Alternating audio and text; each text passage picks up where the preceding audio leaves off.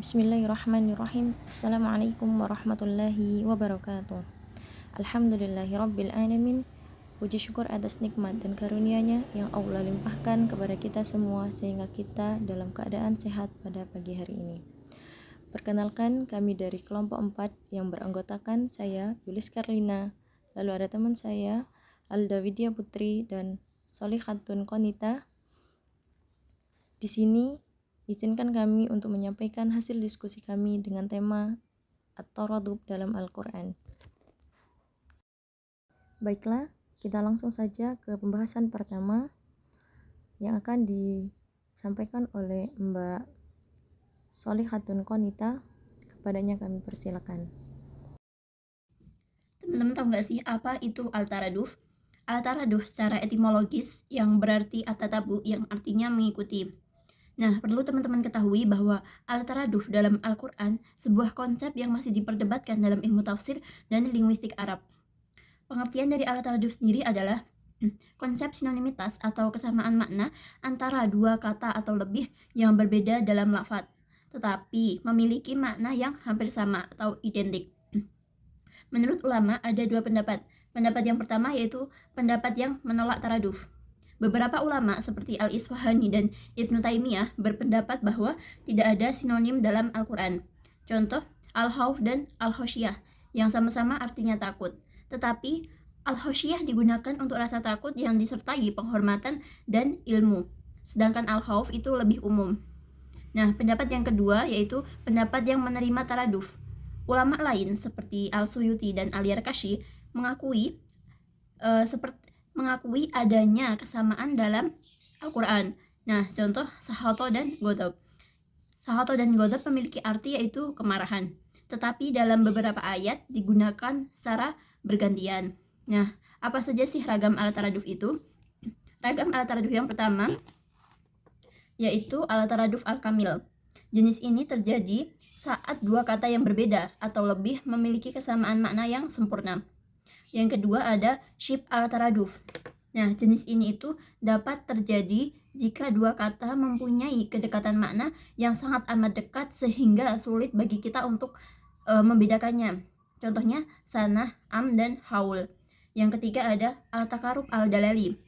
Nah, jenis ini itu terjadi ketika makna saling mendekati, namun antara kata yang satu dengan yang lain itu berbeda, tetapi masih dalam tatanan arti yang sama.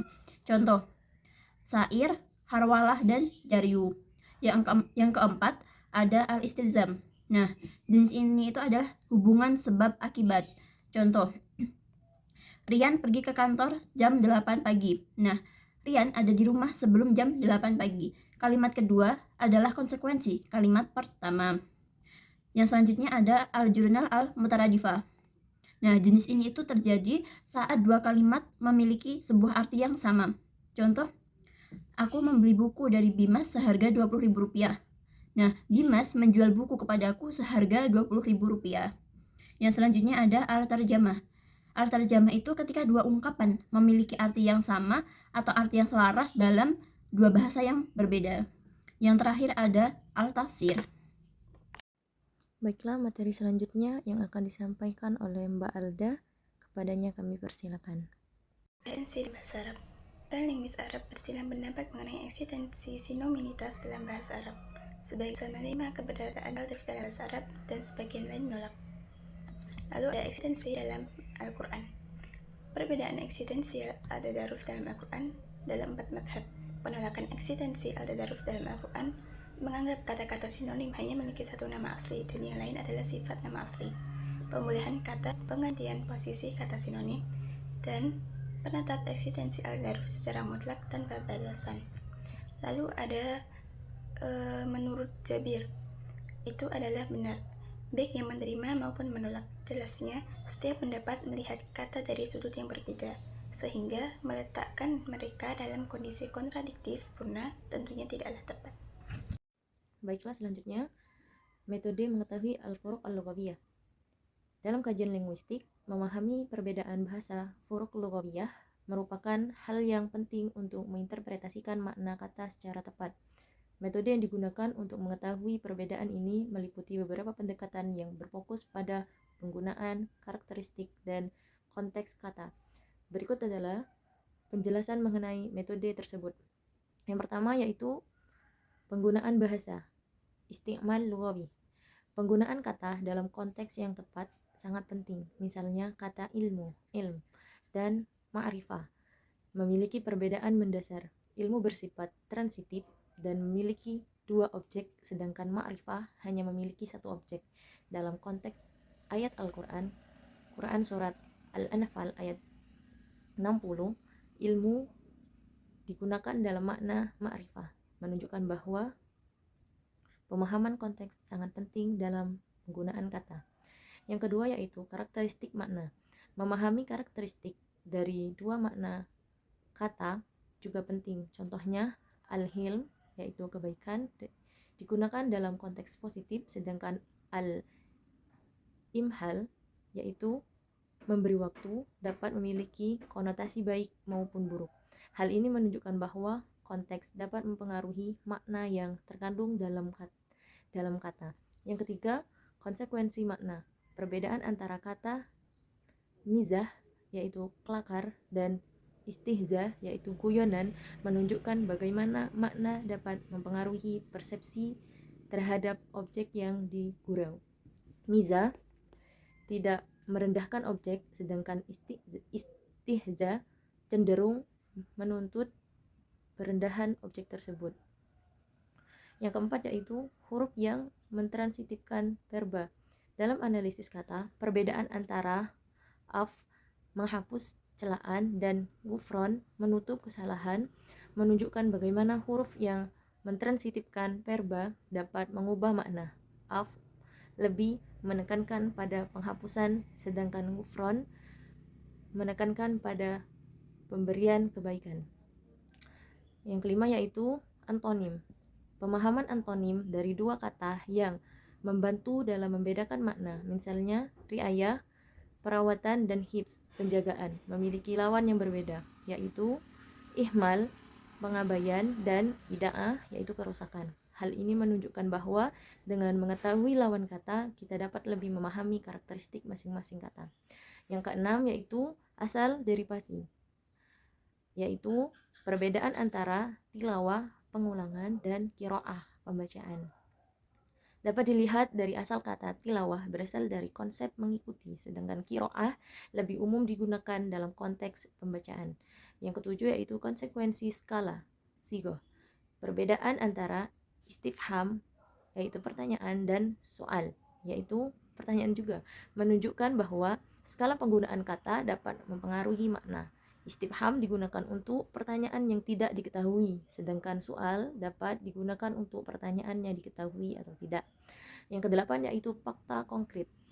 Kata hanin yang awalnya menunjukkan pada suara unta menunjukkan bagaimana makna dapat berubah seiring waktu dan penggunaan. Kata ini sering dipertukarkan dengan istiaq karena penggunaan yang meluas. Yang kesembilan yaitu keadaan kata. Penamaan kata dapat berbeda tergantung pada kondisi. Misalnya, maidah digunakan saat meja ada makanan, sedangkan huan digunakan saat meja kosong. Hal ini menunjukkan bahwa konteks situasional dapat mempengaruhi penggunaan kata. Contoh al-furuq al-lughawiyah dalam Al-Quran. Pertama, perbedaan khauf dan khasyah. Dalam Al-Quran, khauf dan khasyah sama-sama berarti takut, tetapi memiliki perbedaan makna mendasar. Khasyah merupakan rasa takut yang lebih mendalam karena berasal dari keagungan atau kehebatan sesuatu yang ditakuti. Sementara khauf muncul dari kelemahan orang yang merasa takut. Oleh karena itu, khasyah lebih sering digunakan dalam konteks ketakutan kepada Allah Subhanahu wa taala, seperti dalam Quran surat Ar-Ra'd ayat 21 di mana yakhshawna digunakan untuk rasa takut kepada Allah, sedangkan yakhafuna digunakan untuk ketakutan terhadap hisab yang buruk. Kata khasyah disebutkan sekitar 48 kali dalam Al-Quran, sedangkan khauf muncul sekitar 26 kali. Yang kedua adalah perbedaan sanah dan am. Kata sanah dan am dalam bahasa Arab sama-sama berarti tahun, tetapi memiliki makna berbeda. Sanah memiliki konotasi negatif, sering dikaitkan dengan kesulitan seperti kelaparan dan kekeringan. Sedangkan am memiliki makna positif, menggambarkan kemakmuran dan kesejahteraan. Dalam Al-Quran, sana disebutkan sebanyak 19 kali dengan 7 dalam bentuk tunggal dan 12 dalam bentuk jamak, yaitu sanawat. Sebaliknya, am disebutkan sebanyak 7 kali selalu dalam bentuk tunggal. Penggunaan sana dalam konteks kesulitan terdapat di dalam Quran Surat Yusuf ayat 47 yang menggambarkan 7 tahun kekeringan, sementara am digunakan dalam Quran Surat Yusuf ayat 49 untuk menggambarkan tahun penuh keberkahan dan hujan yang cukup. Nah, contoh yang ketiga yaitu perbedaan halafah dan aksama. Dalam Al-Quran, kata halafah dan aksama sama-sama berarti bersumpah, tetapi memiliki nuansa berbeda. Halafah lebih sering digunakan untuk sumpah palsu atau yang dilanggar. Biasanya berhubungan dengan kaum munafik seperti dalam Quran Surat At-Taubah ayat 56. Sementara itu, aksama digunakan untuk sumpah yang benar dan ditepati. Sebagaimana dalam Quran Surat Al-Waqi'ah ayat 76, dalam hal jumlah penyebutan halafah dan keturunannya disebutkan sekitar 13 kali, sedangkan aksama disebutkan dalam konteks sumpah yang lebih serius dan benar. Oleh karena itu, aksam menunjukkan sumpah secara umum, sementara al-hilfu atau khilafah lebih spesifik untuk sumpah palsu dan tidak ditepati. Kemudian kaidah at-taradub dalam Al-Quran. Dalam memahami at-taradub, persamaan makna kata dalam Al-Quran, terdapat 3 kaidah utama yang perlu diperhatikan. Yang pertama, menghindari taradub dalam penafsiran. Jika memungkinkan, makna kata dalam Al-Quran sebaiknya tidak dianggap sebagai sinonim sempurna. Setiap perbedaan dalam penggunaan kata atau ungkapan mengindikasikan perbedaan makna. Contohnya dalam Quran Surat Al-An'am ayat 12.